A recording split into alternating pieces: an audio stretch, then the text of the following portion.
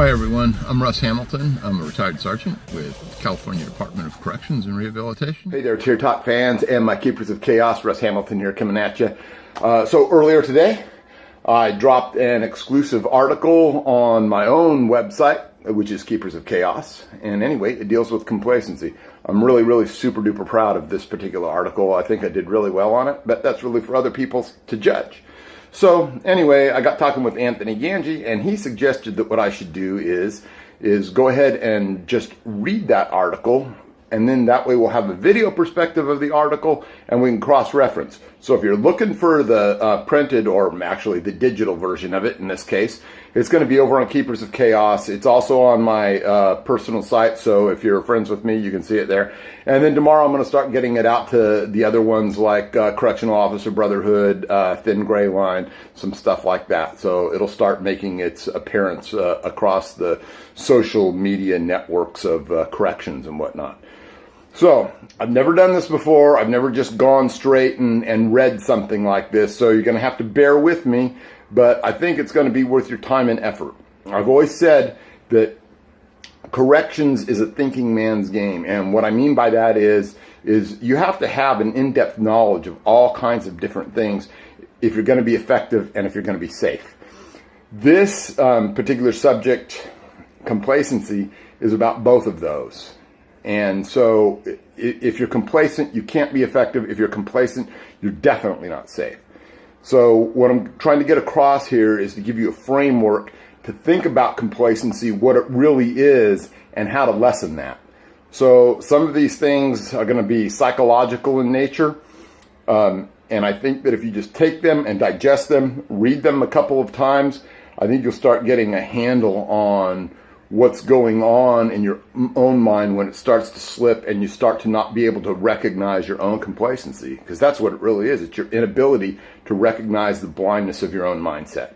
So if you just bear with me, because my eyes are going to be pretty much on my screen here that's got the article on it, and I'm going to try and look back and forth so I can be, you know, almost like a real size and weight professional broadcaster, but we all know I'm not. Then we're going to put this up. Anthony's going to broadcast it from Tier Talk. And then if you guys want to see it in print, there'll be other places that you can do that. Keepers of Chaos and my own page and all those others after tomorrow. So anyway, we're going to get started on this. So just bear with me. If I make some mistakes, I'm just going to go back or forward or in some direction. So anyway, here we go. Complacency. What is it, and what does it have to do with safety and security within corrections? Complacency is situational awareness perceived, but not achieved. So what do I mean by that? Well, when you're operating in and under a condition where you believe you have the necessary information to carry out your duties safely, you are comfortable within the situation, and yet you are actually in the dark about your current status, being blind to the actual circumstance, you're being complacent. In this article, I'm going to tell you how to identify and assess your level of complacency, as well as arm you with some definitions of things that contribute to complacency and how you can avoid the pitfalls of the unprepared and unaware mindset. First off, understand that the things I'm going to talk about in this article are all psychological phenomena and common to every human being on the planet. These things are in our very nature, and more often than not, we are operating in a condition of situational blindness. We simply do not know what we do not know much of the time, but recognition of that condition all by itself starts to give us a base we can work from to lessen our blindness. First, let me expand on the definition of complacency and dole out a few other definitions that contribute to it. Complacency. Situational awareness perceived but not achieved. Complacency is the mother of all assumptions. Assumptions are corrosive to the safety and security of your institution. Your belief that you hold and understand a clear picture of the situation which affronts you, when not backed up with effort and investigation, puts you, your fellow staff, your institution, and the public at risk. Hindsight bias. Quite simply, It is the belief that you could have and should have seen or predicted a particular outcome. Probably the most familiar term we associate with this is Monday morning quarterbacking. Notice that in any given sporting event, the after morning reviews will laud and praise a winning coach or player for a given player call, referring to it as gutsy, etc. Meanwhile, some other coach or player will be castigated for some poor decision making which cost them the game. The only difference between the two was an outcome that was in doubt until those final seconds ticked off the clock. Our after game assessment assigns judgment based only on the outcome and not the quality or rationality of the decision. Now, the next particular one that I'm going to bombard you with here is confirmation bias. This is the idea that a certain outcome was inevitable. If we couldn't change it, what is the point? If there is no point to be taken, we are complacent because we have resigned ourselves to accept futility over planning and action. The next, overconfidence. This is a failure to adequately assess and recognize your situational shortcomings. You have assumed your current resources are sufficient based on your lack of situational awareness. Probably the most insidious form of complacency is the complacency of routine. Routine builds familiarity, and familiarity breeds contempt. Contempt dulls your rational faculty, and you begin to operate based on the expected, which is the future you have predicted, which is confirmation bias. As your future predictions begin to come true, time after time you reinforce your hindsight bias and become blind to other possible outcomes. The flip side of this coin is that once something terrible happens, everyone else is going to look at your situation as having been completely predictable, and they are going to second guess. Monday morning quarterbacking, they're going to second guess, do Monday morning quarterbacking and otherwise tear your decision-making process to shreds. The truth is actually probably more prosaic. The deficiencies that you exhibited as discovered by those expert second-guessing quarterbacks, they failed all along to see the problem up to that point.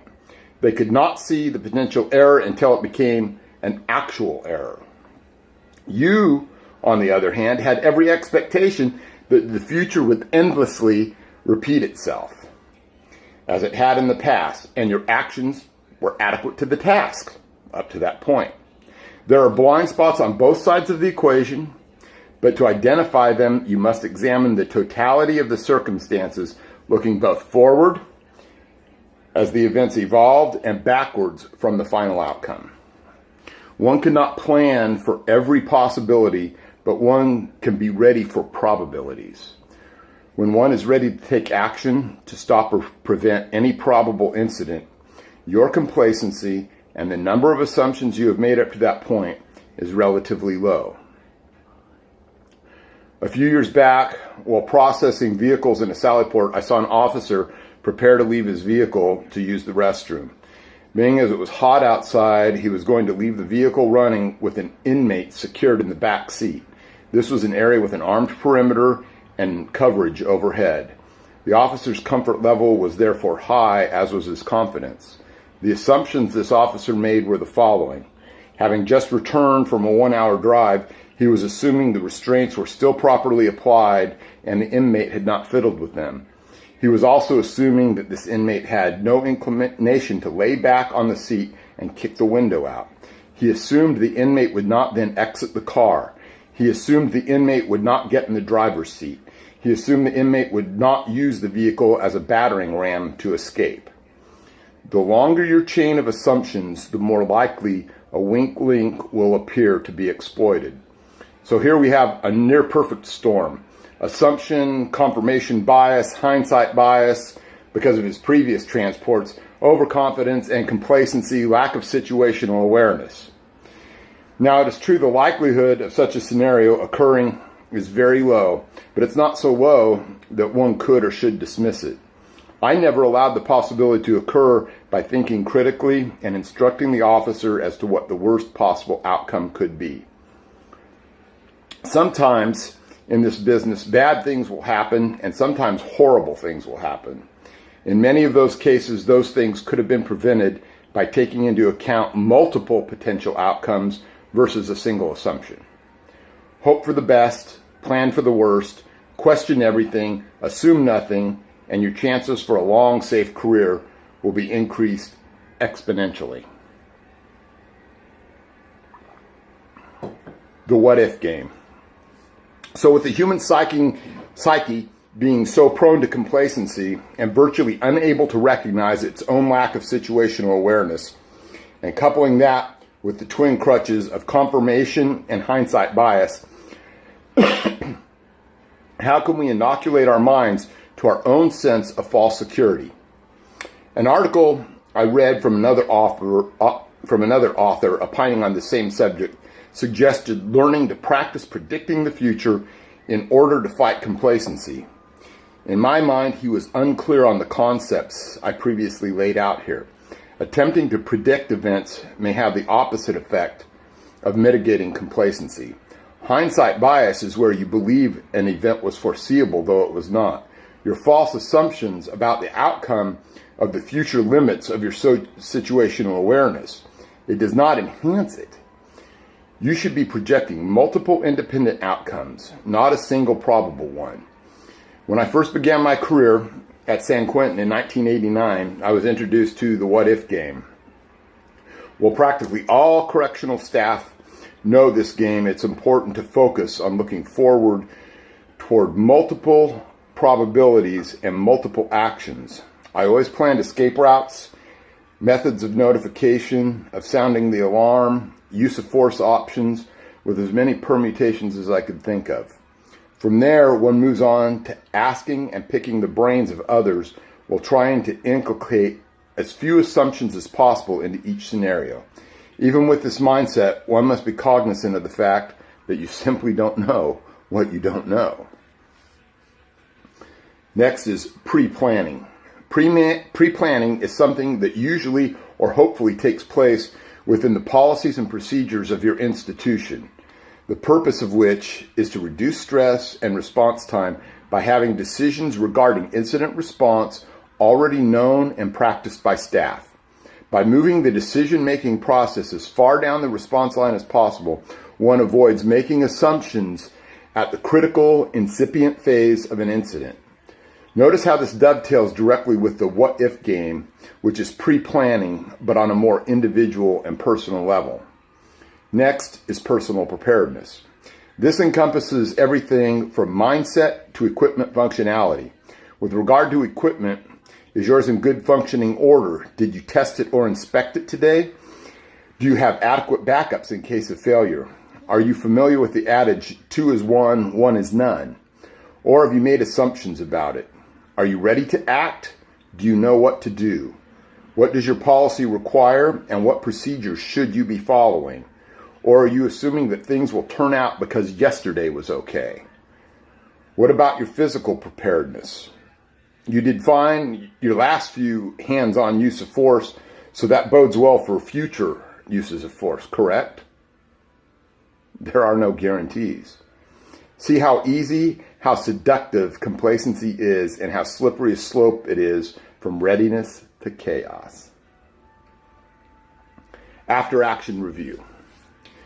As important as after-action review is, it can also be a complacency trap, in that it looks backwards over a terrain where all the fixes seem easy to identify, and all the things that went well or exceptionally well are assumed to be entirely adequate for the next incident.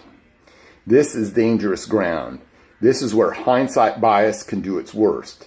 This is where the importance of dissecting the circumstances must take into account other possible outcomes, and assumptions must be mitigated so the product of the review has value in improving the safety and security of personnel and the institution. And lastly, this is the big quote. My quote happened earlier on, in which I had said that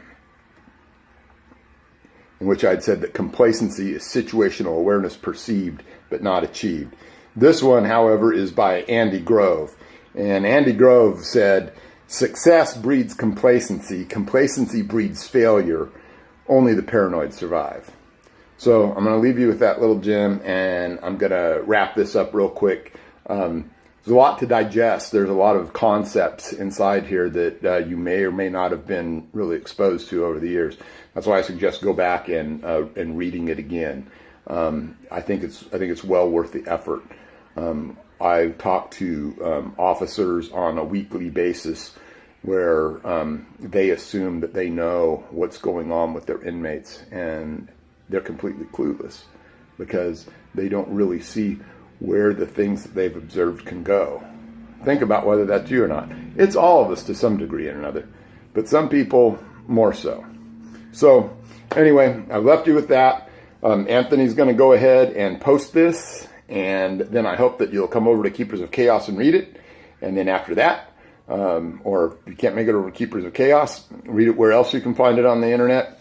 And anyway, I hope everyone out there has had a great weekend. Hope everyone has stayed safe. If you're working tonight or working the rest of the week, stay especially safe. Work getting rid of any complacency you may have, and we'll see you around. Whoa!